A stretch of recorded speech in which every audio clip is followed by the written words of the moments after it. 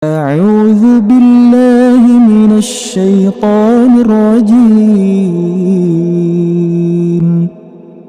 بسم الله الرحمن الرحيم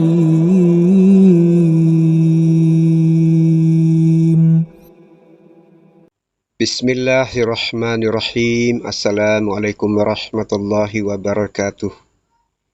Innal hamdalillahi nahmaduhu wa nasta'inuhu wa nastaghfiruh wa nusalli ala Muhammad wa ala ali Muhammad.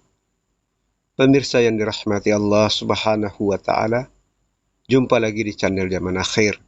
Bagaimana kabar semuanya? Semoga sehat walafiat dan dalam lindungan Allah Subhanahu wa taala.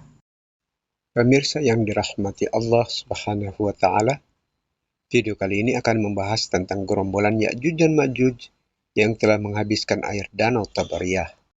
Salah satu tanda atau indikasi keluarnya Ya'juj dan Ma'juj adalah kondisi Danau Tabariyah, sebagaimana hadis Nabi Shallallahu Alaihi Wasallam yang diriwayatkan oleh Muslim dari Nuwas radhiyallahu an.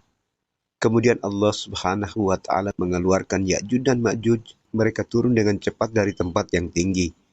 Setelah itu gerombolan pertama melewati Danau Tabariyah dan meminum habis air danau tersebut.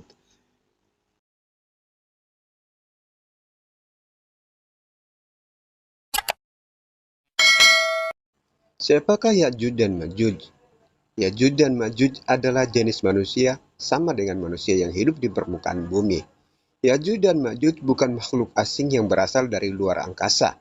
Ya'juj dan Ma'juj juga bukan makhluk aneh yang memiliki telinga yang lebar, berbadan manusia tetapi berwajah seperti hewan buas. Ya'juj dan Ma'juj juga bukan makhluk yang tinggal di dalam tanah, karena Ya'juj dan Ma'juj membutuhkan udara dan juga makanan sama seperti makhluk hidup lainnya. Ya'juj dan Ma'juj juga bukan makhluk yang tidak kasat mata seperti jin. Ya'juj dan Ma'juj adalah keturunan Adam alaihi salam. Sebagaimana sabda Nabi Sallallahu Alaihi Wasallam, Ya'juj dan Ma'juj adalah keturunan Adam alaihi salam. Dinding penghalang yang dibangun Dzulkarnain bukanlah dinding gaib yang tidak terlihat manusia.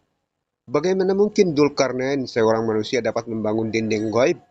Sebaliknya juga, bagaimana mungkin Dzulkarnain membangun dinding yang kasat mata, sementara makhluk yang dihalangi adalah makhluk yang tidak kasat mata?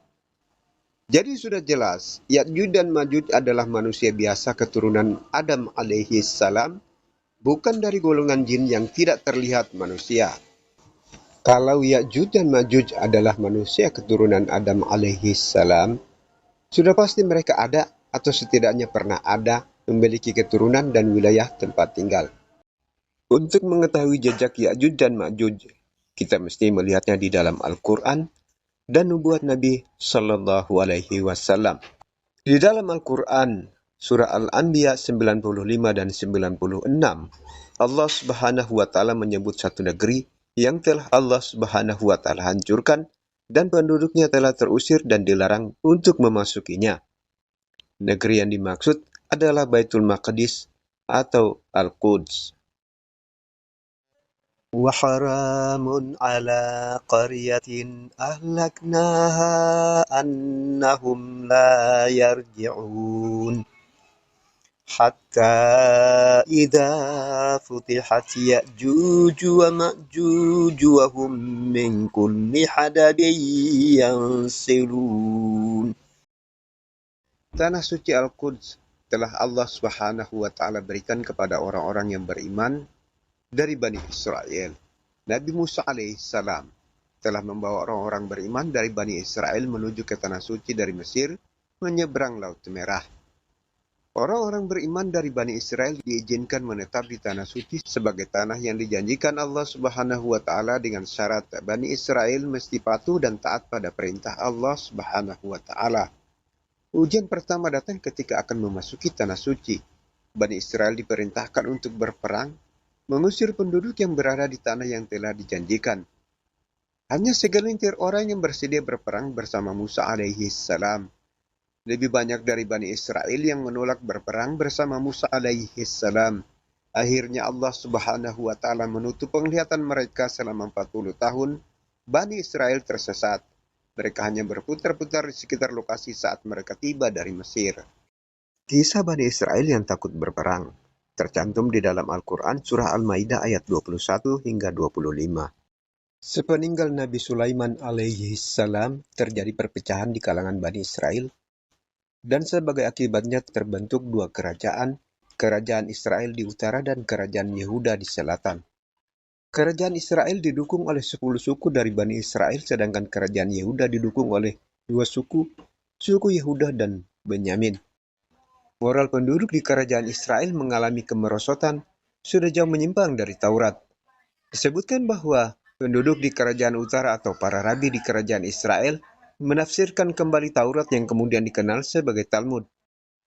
Talmud ini yang nantinya melahirkan ajaran yang dikenal sebagai Yudaisme. Sebagai hukuman bagi kerajaan Israel atas perilaku mereka yang telah jauh dari Taurat, Allah Subhanahu wa Ta'ala datangkan pasukan dari wilayah timur yang menginvasi dan menghancurkan kerajaan Israel di utara. Penduduk dari kerajaan utara dipindahkan ke Babilonia dan dijadikan budak atas perintah Bukhtanasar atau lebih dikenal sebagai Nebukadnezar, sang penakluk Israel. Selanjutnya terjadi perkawinan dan percampuran budaya antara migran Bani Israel dan penduduk setempat, termasuk percampuran adat istiadat dan keyakinan. Akhirnya ke-10 suku Bani Israel dinyatakan hilang. Ratusan tahun menetap di tanah yang dijanjikan, Bani Israel melanggar persyaratan yang telah Allah Subhanahu wa Ta'ala berikan. Bani Israel melanggar hukum dan syariat yang Allah Subhanahu wa Ta'ala turunkan kepada nabi-nabi yang dibangkitkan dari kalangan mereka. Nabi-nabi yang diutus kepada mereka semuanya dibunuh. Kemudian Allah Subhanahu wa Ta'ala datangkan lagi hukuman bagi Bani Israel.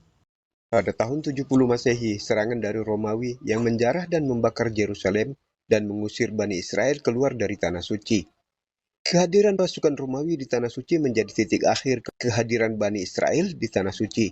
Sejak itu mereka mengalami diaspora ke berbagai belahan dunia. Suriah, Irak, Semenanjung Arab, Persia, Yaman, Mesir, dan Afrika Utara.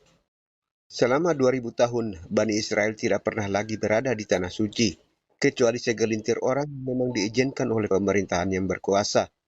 Mereka telah dilarang, tidak diizinkan memasuki Tanah Suci, kecuali Ya'juj dan Ma'juj telah dilepaskan. Quran Surat Al-Anbiya ayat 95 hingga 96. Bani Israel yang telah diusir dari Baitul Maqdis atau Palestina, mereka juga diharamkan untuk kembali dan mengklaim Palestina sebagai tanah air mereka. Bagi Yahudi Sephardim dan Mizrahim yang masih berpegang teguh pada Taurat, menerima hukuman ini. Mereka tidak akan kembali ke Palestina dan mengklaimnya sebagai tanah air mereka.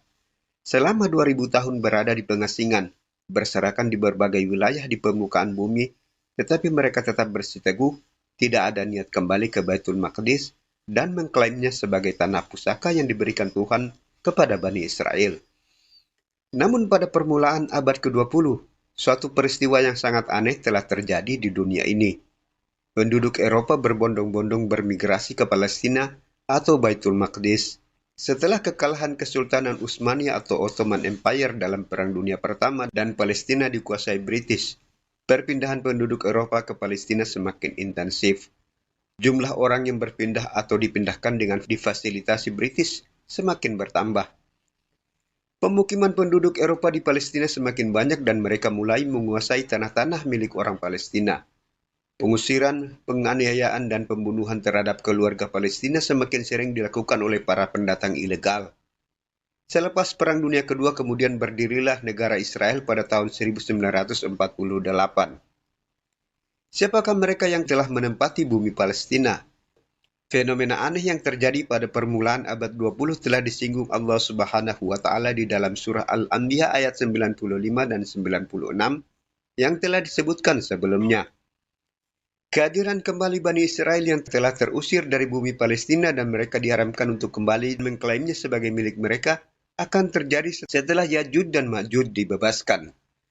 Hal ini kemudian diperkuat lagi dengan hadis Nabi Shallallahu Alaihi Wasallam tentang kondisi Danau Tabariyah. Danau Tabariyah atau Laut Galilea tidak akan surut airnya dan tidak akan pernah surut airnya kecuali Ya'juj dan Ma'juj telah dibebaskan. Salah satu tanda atau indikasi keluarnya Ya'juj dan Ma'juj adalah kondisi Danau Tabariyah. Sebagaimana hadis Nabi Shallallahu Alaihi Wasallam yang diriwayatkan oleh Muslim dari Nuwas radhiyallahu an, kemudian Allah Subhanahu wa taala mengeluarkan Ya'juj dan Ma'juj, mereka turun dengan cepat dari tempat yang tinggi. Setelah itu gerombolan pertama melewati Danau Tabariyah dan meminum habis air danau tersebut. Kondisi air Danau Tabariyah sudah sangat mengkhawatirkan, berada di level paling rendah dan tidak bisa pulih lagi. Kondisi yang tidak pernah terjadi selama ribuan tahun. Siapakah yang bertanggung jawab atas kondisi air Danau Tabariyah? Sudah pasti bukan Mesir dan tidak mungkin Arab Saudi. Sumber air Danau Tabariyah yang berasal dari Sungai Jordan dengan hulunya berada di dataran tinggi Golan. Hanya ada dua negara yang mengkonsumsi air Sungai Jordan, Yordania dan Israel. Israel menguasai dataran tinggi Golan dan Danau Tabariyah. Kesimpulannya adalah negara Israel yang mengkonsumsi air Danau Tabariyah. Tidak dapat disangkal lagi bahwa orang-orang yang mendirikan negara Israel, yang mengisi 80% penduduk Israel adalah mereka yang mengendalikan politik dan ekonomi global saat ini, yaitu Ya'juj dan Ma'juj. Mereka inilah yang telah membuat kerusakan, menciptakan perang besar dunia. Bahkan jauh sebelum terjadinya perang dunia, mereka telah menciptakan perang salib setelah kejatuhan Imperium Khazar untuk merebut tanah suci Baitul Maqdis dari tangan kaum muslimin. Saat ini merekalah yang menguasai perekonomian dunia.